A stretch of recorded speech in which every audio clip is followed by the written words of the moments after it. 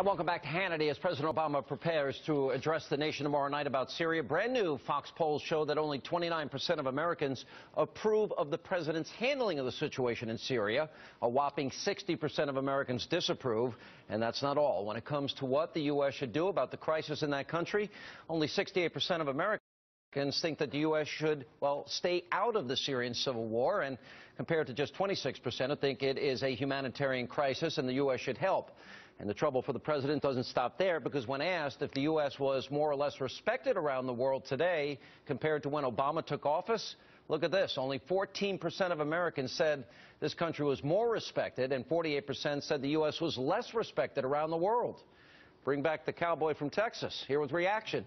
Presidency in peril. Author, columnist Patrick J. Buchanan, Democratic strategist Mark Hanna. Patrick J. Buchanan, those polls are devastating. Tells me the American people get it. We have no business being there, and there's no good outcome for us. What's your take? Well, my take is that's exactly right, Sean. The American people do not want to go into this war. There's no vital American interest there. And that's why I think Barack Obama is really drawn to an inside straight here with this deal, or not the deal, but this offer to deal with the weapons of mass destruction, the chemical weapons. It's like a forward fumble, you know. The Kerry fumbled the ball into the end zone, and Obama fell on it. And now, Sean, and Vladimir Putin picked it up. Vladimir Putin picked it up, and he's running for the end zone. Vladimir I don't mean to Putin laugh, is headed, but it's embarrassing. Vladimir Putin is headed straight for the Nobel Peace Prize. Yeah, it looks like it. Never thought I'd hear those words. Mark, let me go to you. Look, when John Kerry ran for president, people like Patrick J. Buchanan and I were making fun of his, I voted for the $87 billion before I voted against it. Now you got John Kerry actually saying the words that he pledged the Syrian attack will be unbelievably small. Huh? Help me out with that. Sure, Who telegraphs I'm glad to, and I'm not Americans are duly tired of war. It's been 10 years and over $1 trillion of American taxpayer dollars spent, and more importantly, over 6,000 American lives lost. So, yes, is America reluctant to hold Assad accountable for these actions? He telegraphed it's going to be unbelievably small. Then he had to walk that back. He didn't telegraph, John. He was being honest with the American people. The American people want to know what to expect. Then what's the point? Secretary Kerry was telling them exactly what to expect. No boots on the ground. Not to expect. This isn't going to be a drawn-out war like Iraq or Afghanistan. No boots on the ground. No regime change. Unbelievably small, and it's only days. What do you expect to accomplish? What do we expect to accomplish is to maintain America's credibility in the world. Make sure the world knows that when we say something, we mean it, and that when Syria's watching, when Iran's watching, when all our friends and allies and enemies in the region are watching. All right. Pat, you were against going into Iraq in the first Gulf War. Pat, let's talk about credibility, okay? Secretary Kerry said we're dealing here with Adolf Hitler, and our response is going to be unbelievably small. I was a kid. I was a kid during World War II, and as I remember George Patton, his response was not unbelievably small. I mean, Kerry is all over the lot on this. They have been rescued, I think. Adolf Hitler, though, and Assad, is that public opinion was deeply divided before we went into World War II. You were alive, you remember this. And public opinion is dead set against this. We didn't think that genocide was happening in Germany. If we listened to public opinion polls, we'd all be speaking German now. I'll tell you why we got into World War II. It might have had something to do with something that happened at Pearl Harbor, for heaven's sakes. Yeah, and it might have had to do with the genocide that was occurring as well, Pat. We didn't declare war on Hitler. He declared war on us on December 11th, 1941.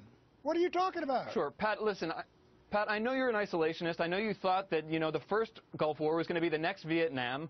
It didn't occur that way. It didn't, you know, history didn't unfold let me jump in and help you out here. You're trying to take cheap shots at Pat, but you're not dealing with the main focus here. We have an administration. Let me finish. Relax. All right. Your buddy John Kerry said it's going to be unbelievably small. They said days, not weeks, no boots on the ground, and they said, you know, they said that it's going to be short in duration. So you've got to tell me what we could possibly accomplish with an unbelievably small, no boots on the ground, cruise missile attack that's just going to be a couple days. What do you expect to accomplish? What's the point? Can you imagine the devastation that could be wrought against the Assad regime in a couple days of American fighters flying into Syria and dropping bombs And listen, this would absolutely accomplish the mission that the president was very specific about: degrading the chemical weapons capacity, deterring the Syrians use of chemical tonight, weapons Pat, in the future. offered to give the weapons let up. me get in here. Mark, listen, look, for the last You're going to week believe or so, Assad, Sean? You're going to believe Putin over Secretary Kerry? Yeah. Last week, Secretary Kerry has been doing his level best to say this is small, insignificant, no boots on the ground, we're not going to do this or that. How are you going to win a war during that? You can't do that. That's why the American people went against it. Either you go into a war to win, or you don't go in. All right, let me ask you, Pat Buchanan. That's a pretty Pat, false let me ask you dichotomy this. there. The Free Syrian Army, you know, John Kerry, Mark just asked me who I believe more, Putin or Kerry. Vladimir Putin called Kerry a liar because Kerry was advancing the notion that there are far more moderates than people are saying here. Now, I think he's talking about the Free Syrian Army. Now, that's the very same military leader that is saying that Israel is an enemy country. That doesn't seem moderate Sean, to me. Who do you believe? I believe Putin. That's right. First, I would not call the Secretary of State a liar, and I would defend the Secretary of State against this. However, the Free Syrian Army led the forces into that Christian village of Malula, where they were shooting people in the streets. They're harassing a Catholic convent, and this crowd is as bad a bunch of actors, I'm sure they got among them, and some good guys, as is the Al-Qaeda crowd as well. We ought to stay out of that war. Mark? Sean, let's talk about moderates here at home. John Boehner, Eric Cantor, John McCain, really thoughtful Republicans that have all come to the support of the president one of you called when he them wants to take military action. Yeah. Look, you're going to have all these Republicans that want to be president more than they want to be right, like Rand Paul, like, you know, and they're waving this give peace a chance flag while we're going to be dropping bombs on Syria. And you know what? History's going to judge them pretty harshly. Listen, I'm going to tell you one thing, and I know Pat and I had an argument on radio today about this. If you want to be serious about the real threat to the world, and if we're going to lob some cruise missiles and have an impact, then we ought to be taking out Iran's nukes before these modern-day Nazis that want to wipe Israel off the map get a hold of nuclear weapons that they couple with their fanaticism. So you can hardly call me a dove here, but to say we're going to do this in days, and to quote your buddy Kerry, unbelievably small, seems absolutely idiotic to me. Pat. Sean, before we go into attack Iran, we ought to have a constitutional way to war. That means the Congress of the United States alone can authorize it.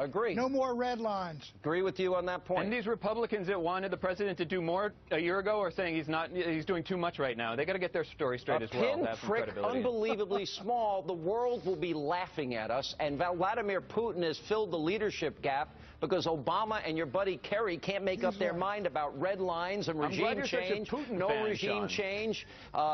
You guys can't make up your mind. Listen, Putin has saved John Kerry's bacon. He did. Don't give him a hard time tonight. No, listen, you're listening to Assad and you're taking their word for it. You're listening to Putin instead of your own president. I know you disagree with the guy on a number of things. Support your president here, Sean. He bought into it today. He bought into the whole deal today. Vladimir Putin actually came up with a good idea, and if the world community can get the chemical weapons, he just saved Obama's backside and Kerry's backside. You could broadcast this show from Moscow, Sean. How about that? I'll be glad to, comrade. Thank you. You're the